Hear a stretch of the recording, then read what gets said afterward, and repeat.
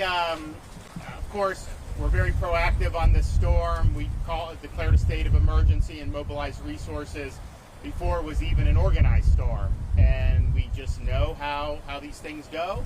Our view is we'd rather be prepared and have more resources available than we ultimately need than kind of just hope for the best and end up with something that's more serious than what we hope for. So Kevin and his team mobilized everything.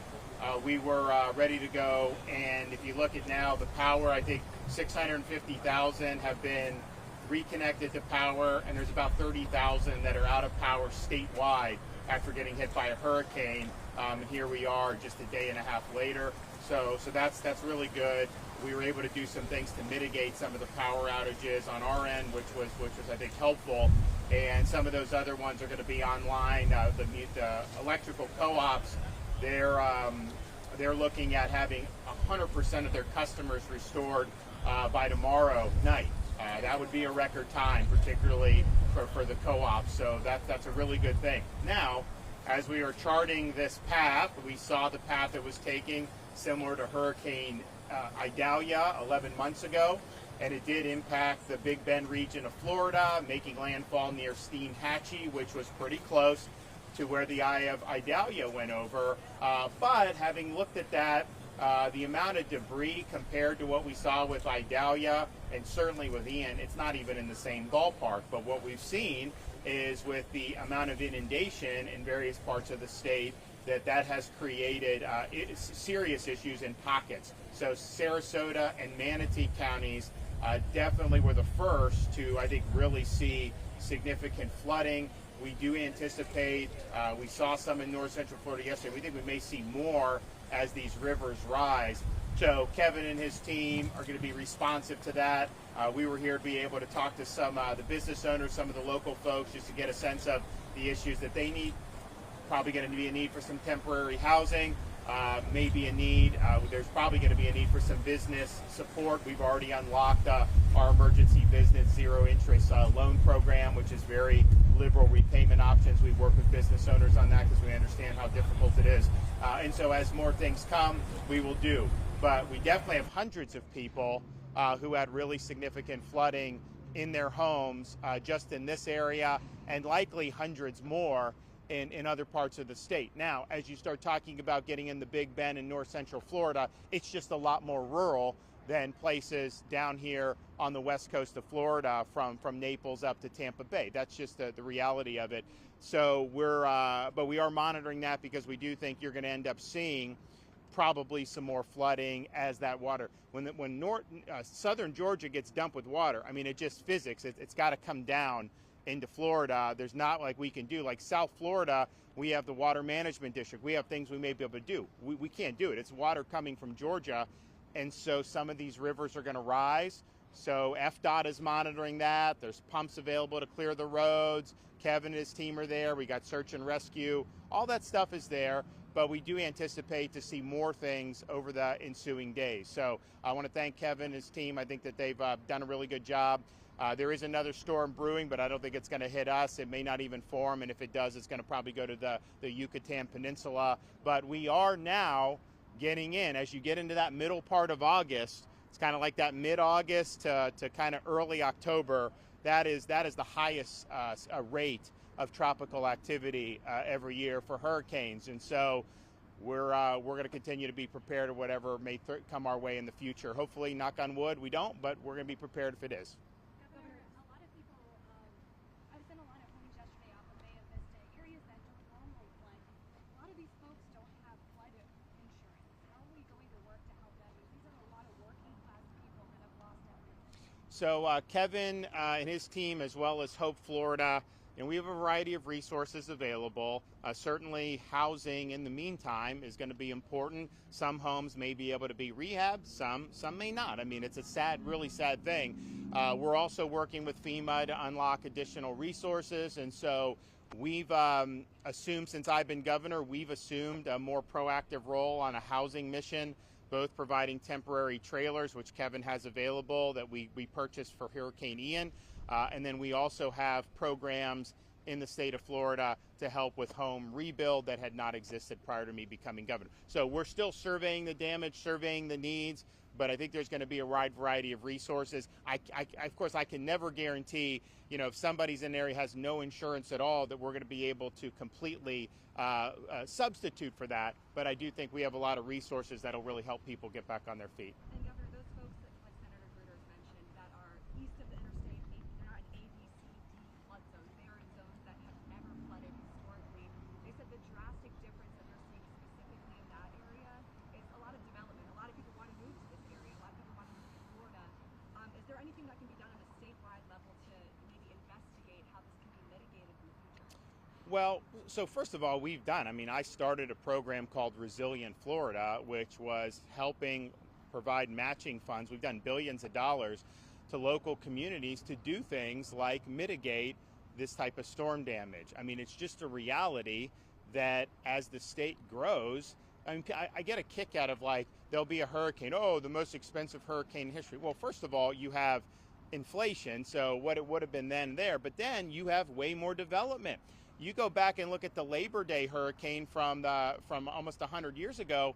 If that had hit now, that would have done way more damage because there's way more things to be damaged. But what happens is, as you develop, and then some of the legacy development was done in ways that made it harder for some of these areas to drain. Like we were over in Fort Lauderdale a month or two ago when they had a lot of inundation, and it was just like the water had nowhere to go because of how these things were built. So Resilient Florida has put a lot of money into the kitty. There's absolutely things that local governments, counties, cities, local communities can do, and the state will be helpful with that because we do understand. Look, the way our country is right now, when you have something like what Waltz did in Minnesota, that's going to push people out of the state. It just is. Newsom in California pushes people out of the state. This is like the nicest state in our country. Historically, California people are leaving. New York people are leaving. Illinois, you see that. And so we are just a place people come to. And I'm not asking for people to move, but there's clearly a demand. And so our population has increased. And there's just challenges that are associated with that. But I'm glad that I was the one to spearhead Resilient Florida. I think it has made a difference already.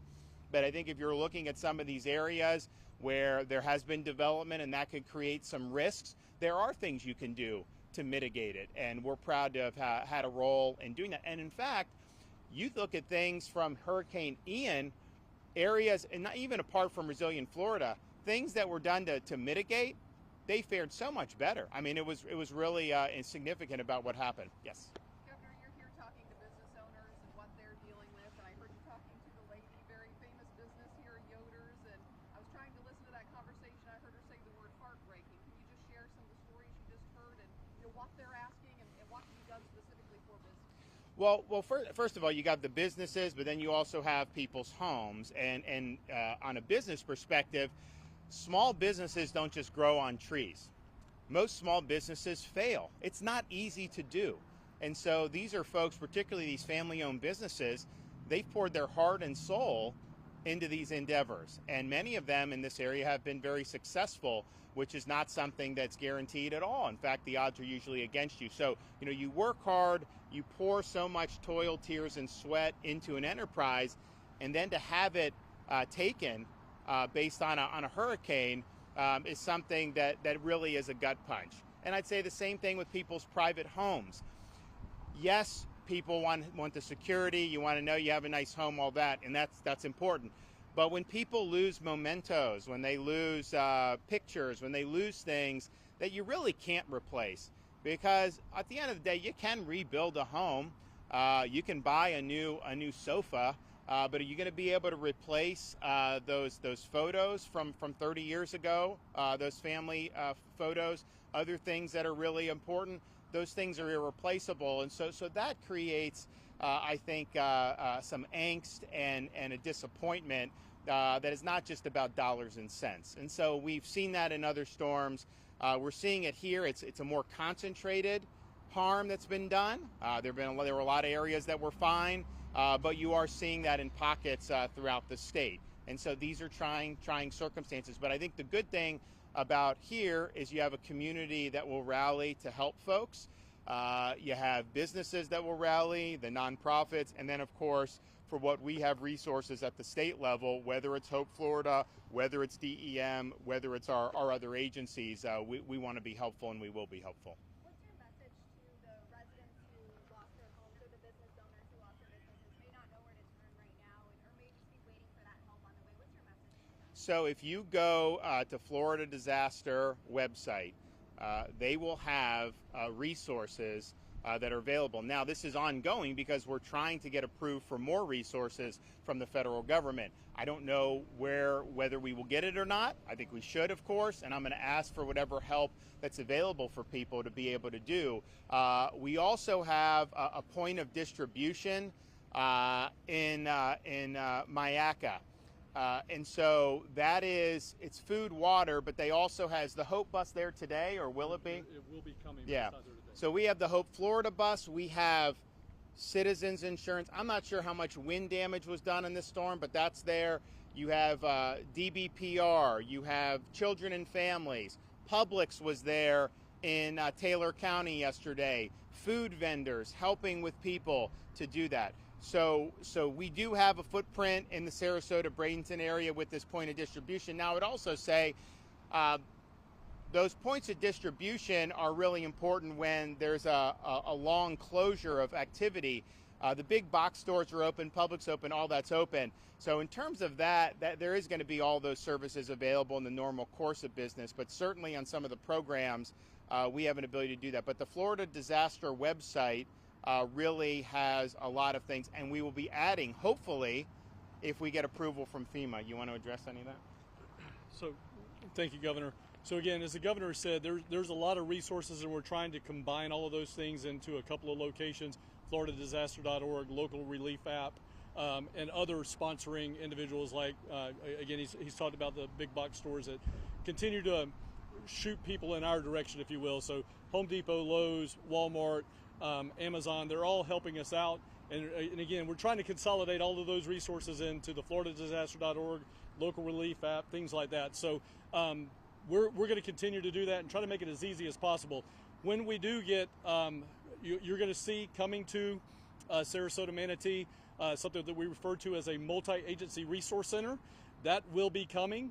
And again, that's a one-stop shop, if you will, for all the things that the governor already mentioned. If we do get that disaster declaration from FEMA, which is going to go up to them today, then we will combine them into that same multi-agency resource center, and then it will become what's referred to as a disaster recovery center. At that point, it moves more from a state-ran facility to a federally ran facility because of the federal government's involvement in that. So those are things that are coming down the pipe very, very quickly. And if you look, I mean, the pods that were set up, the standard on pods was, the hurricane plan is like, have 5 days of food and non-perishable food, water, batteries, whatever you need. And then all this stuff would have time to get there. We had a pod set up the next day after the storm. I mean, so that's even better. Ian, I think, was a day and a half. This was literally the next morning. These pods are up. So this is a very quick response, and we appreciate them doing that. Governor, you mentioned your Resilient Florida program. We're in the middle of hurricane season. I know it was a massive storm, but when can we expect some improvements? You know, we're seeing water in neighborhoods that haven't flooded in 30 years. Well, we've already distributed a lot of resources, and so I'm not exactly sure what's been requested from this area, but we have distributed, I think, a couple $2 billion over the last 3 years, and that's paired with what the local communities are doing. So if we send somebody 20 million, that means they got 20 million there and are able to do. So that's there to help. But it's also the case, you know, look, you don't have to wait on Resilient Florida. I mean, you know, you have local communities that are growing, that are doing well financially. They have an opportunity to make these types of improvements too. And we would say, go ahead and do it. You don't gotta wait on Resilient Florida. There's a finite amount of money there. You guys know your needs, and go ahead and let her rip. I mean, We've leaned in on that because we understand that's an issue. We've leaned in on the transportation, moving Florida forward. We're accelerating road projects by a decade or more by putting a big cash infusion into that. We're proud of doing that. I think that's something that's really important. But ultimately, you have the ability locally to make decisions independent from any of our programs, and we're here to help. But there may be other things you want to do as well. Governor, in terms of response and preparation, how does Sarasota County, from what you've seen, compare to some of the other places you've been? Sure. So I've said this time and time again. Florida leads the way, not only at the state level, but also at the local level. And I know that specifically Sarasota Emergency Management Director Ed McCrane retired after several years, probably several decades of being involved here at Sarasota. Now Sandra Tafumene has led the way here over the last few months for Sarasota County. Again, she is doing a remarkable job here. Sarasota has been very, very quick to respond to their disaster, and they continue to work with us on a day-to-day basis. I probably talk to Sandra 2 or 3 times a day. Same thing for this viewing area. We've seen the same response out of Manatee County. So again, the things that you're seeing up more in the physically constrained areas that have much fewer resources versus the ones here in Sarasota and Manatee, they're not completely self-reliant, but they are much more reliant than our physically constrained counties to the north. So they're doing a remarkable job. They're very, very quick to what's going on. They're out doing those damage assessments, which typically take 3 to 5 days to do. And as of yesterday, Sandra reported that the county was already over 50% 1 day after the disaster. So they're doing a remarkable job. Let me just also put in a plug. I mean, we're here at Philippi Creek Oyster Bar. They're going to be open tomorrow for lunch. I know they're trying to work on some power to fix that. Not that the power's on everywhere, but just that one of the hookups. So come out and give it a whirl. I know they've got really good stuff, and it'll help them get back on their feet. So that'll be open tomorrow for lunch and beyond. Governor, you said that the state is accelerating some of these infrastructure projects because of what we're seeing in this area, lots of wanting to move here. Do you think on the county level, you said they can do what they want, but do you think we need to be decelerating the rate that we are building out police? Well, look, those are, different communities are able to approach that in Florida differently. So you look at places like Martin County, they don't like homes. Like, it's very tough. Like, you can build golf courses till kingdom come. They've got probably 10 golf courses that have either been built or will be built within the last 2 years. I mean, it's incredible the amount of clubs that are being built, but they just don't like that. There's other places that lean into more residential. So those are decisions that communities can come to on a local level. It's not really for us. I mean, we couldn't do it. Our state's way too diverse for us to have a policy on that anyways. It's just what is in North Central Florida is not the same as what's in Key West, right? What's in Fort Lauderdale is not the same as what's in Polk County. So that's just the reality of it. So that'll be something that's local. Well, we're going to be heading up to North Florida to Live Oak. Kevin and his team are ready. We understand. We knew that these would be issues, but it was great to hear from folks in the community about what the needs are. We're hoping that we get that approval from FEMA. That will unlock more resources for individuals. But we also have taken the lead in Florida on kind of taking some of this matter into our own hands. So we do have an availability for the housing. We have trailers. Kevin's going to work that up, see what the needs are. My view would be, it's like if you're going to rehab your home, it's going to take you 6 months to do that. I'd rather just have a nice trailer on my property and be able to tend to it rather than be somewhere else. Not everyone agrees with that, but I think a lot of people agree with it. So we saw the need for that, and we've wanted to go full steam ahead for it. And we may unlock other programs as well to help with the rebuild of the homes. Look, I mean, when you do a home and they ask you, do you want flood insurance? You look, does this place flood? And if it doesn't, it's a rational thing to say, well, why would I pay for something that's not going to happen? You wouldn't buy earthquake insurance in Florida, just like people in California probably wouldn't buy the same type of tropical coverage that we have. So it's not like people were shirking. They were in spots where this was not something that had typically happened. things are developing, so we're going to have to look and maybe give people a better sense going forward, just given how these areas have boomed. But we want to be helpful, and so Kevin and his team are going to be standing by. Hope Florida is going to be standing by, and we'll get everyone through this. We'll get it done. Thanks.